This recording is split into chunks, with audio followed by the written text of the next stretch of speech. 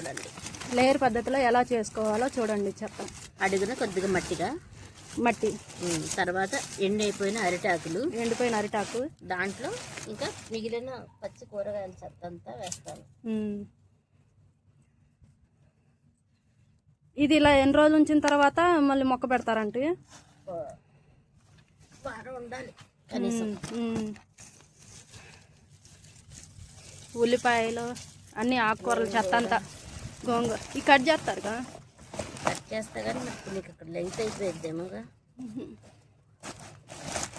అడుక్కేస్తున్నాను. దోసకాయ,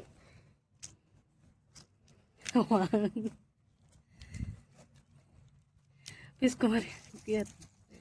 క్యాబేజీ మొత్తం పాత చెత్త, బంగాళదుంప చెత్త అన్నీ, కూరగాయలు చెత్త, బూడిద కూడా వేసారు. బూడిద కూడా వేయచ్చా అంటే లోపల వేయచ్చు. ఎక్కువ దొండపాదులకి బూడిద వేస్తే బాగా కాయలు వస్తాయి అంటారు. వీటిలో ఇదిలో కూడా చేస్తే కంపోస్ట్ చేసుకునేటప్పుడు బూడిద వేసుకుంటే పురుగు రాకుండా ఉంటుందని వేసుకుంటారు. ఈ ఉత్త బూడిద కూడా మనం నీళ్ళల్లో కలిపేసి మొక్కలకు ఇవ్వచ్చు. దీంట్లో పొటాషియం ఉంటుంది. ఆ పొటాషియం కూడా మొక్కలకు ఉపయోగమే.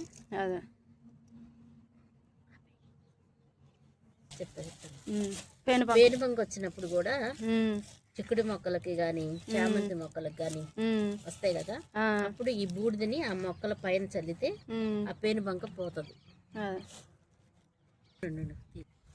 ఈ క్యారెట్ మొక్కలు పెద్ద పెద్దవి ఉంటే కట్ చేసుకొని చిన్న చిన్న మొక్కలుగా వేసుకోవాలి. త్వరగా కుళ్ళితే త్వరగా కంపోస్ట్ అవుతుంది. అయితే లేట్ అవుతుంది. లేట్ అవ్వకుండా ఉండాలంటే ఇలా చిన్న చిన్నగా కట్ చేసుకోవాలి.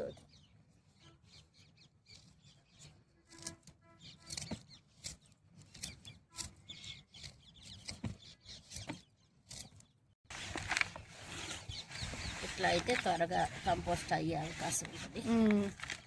అందుకని అట్లా చేస్తున్నాం. మధ్యలో కాస్త మట్టి కూడా వేసుకోవాలి.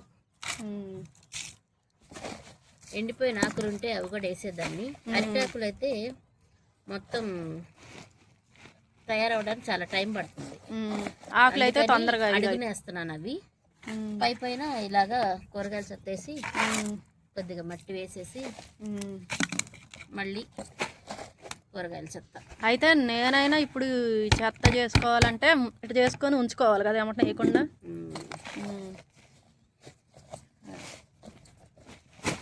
ఓకే,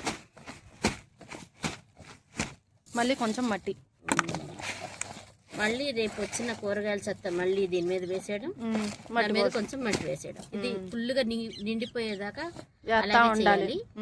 ఒక వారం తర్వాత మొత్తం కుళ్ళిపోయి కిందకు వచ్చేస్తుంది. కిందకు వచ్చిన తర్వాత అప్పుడు ఏదన్నా వాటిల్లో ఏదో ఒక మొక్క పెడతా. తర్వాత ఇలా నేను చేసుకున్నది ఇంకోటి ఉంది, చూపిస్తాను. పంపర్ పనస కొంచెం మొక్క డ్యామేజ్ అయింది. ఇదిగోండి చూసారా, ఇందాక చూపించారు కదా ఆంటీ, కూడా చేశారు. ఇది కూడా అలానే చేశారు. దీంట్లో మధ్యలో ఇవి కూడా వేసుకోవచ్చు. ఇవి మన కార్డ్బోర్డు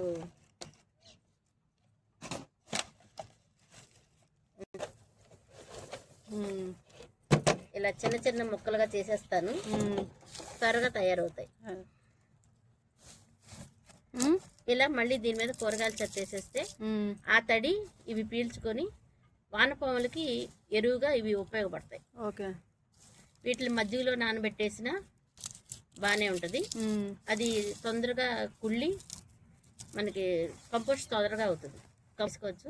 లేదు మనకి టైం పడుతుంది అనుకుంటే ఇలా వేసేసుకొని దీని మీద మళ్ళీ కూరగాయలు చెత్తేసేస్తాం పచ్చిది. మళ్ళీ దాని మీద మట్టి పోసేసి పక్కన పెట్టేయడమే. పైన మొక్క పట్టేస్తున్నా. దీంట్లో కూరగాయల చెత్త నేను వారం రోజుల క్రితం ఉంది, అందుకే ఇక్కడ డైరెక్ట్గా నిన్నే తయారు చేసి పెట్టుకున్నా. ఇవాళ డైరెక్ట్గా మొక్క పెట్టేస్తున్నా. అది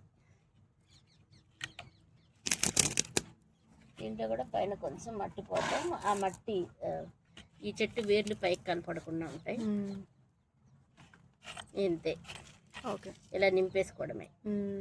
ఇది కొన్ని రోజుల తర్వాత సగానికి వెళ్ళిపోతుంది.